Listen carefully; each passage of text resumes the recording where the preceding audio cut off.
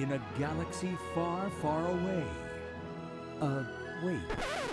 Fast forward.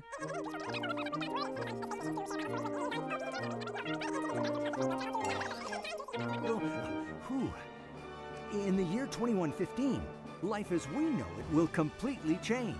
We'll travel to the outer limits of space and time. Blast off in 3, 2, 1. Hello, Space Crew. How are you guys this morning?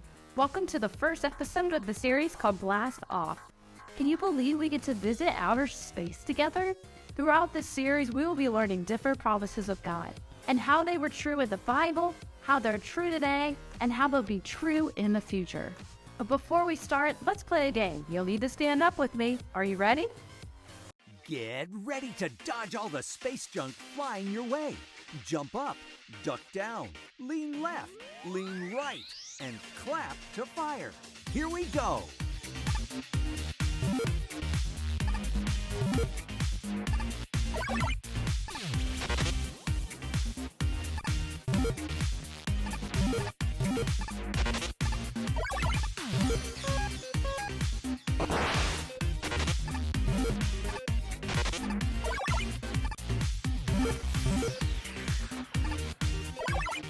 Well done, Space Crew.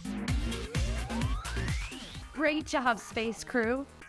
Well, now you need to buckle up because our spaceship is about to take off in 3, 2, 1.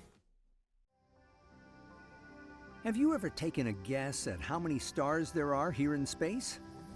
Well, something really cool about the stars is that they are a reminder that God keeps His promises. You see, a long time ago, our great, maybe even 100 times great-grandfather Abraham was a good man who owned lots of sheep and cattle.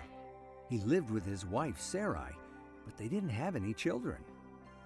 One day, God promised Abraham that He was going to bless him by giving him a new land and a family that he would make great. Abraham believed God and knew that he could trust God's promise.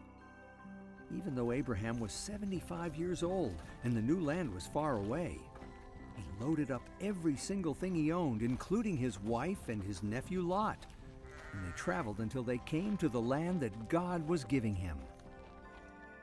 Many years later, Abraham was resting in his tent when God made another promise to him. He took Abraham out beneath the starry sky.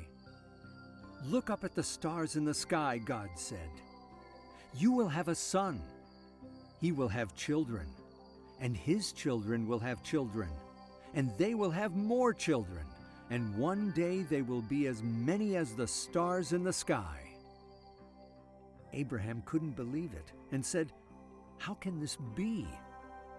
I am old." But God had made a promise to Abraham. God promised Abraham that he would have children, and from him a great nation would come.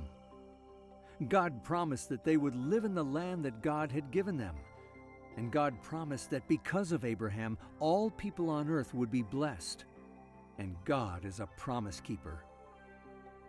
Abraham's family did grow during the time he lived on earth. Abraham's children were having children, and so on and so forth. And now here we are, years away, and God's promise to Abraham is still true. God's people who descended from Abraham are still alive today. And the stars that we see help us remember that God is a promise keeper. It's out of this world to think that we are still a part of Abraham's big family. The God who made a promise that was true in the past for Abraham is true in the present for us, and will even be true in the future, because God is a promise keeper. Wow, how amazing. He said to Abraham, and he did. So every time we look up to the sky and see the stars, we can remember that God is faithful.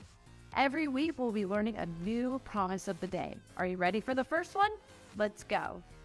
He is a promise keeper. Amen.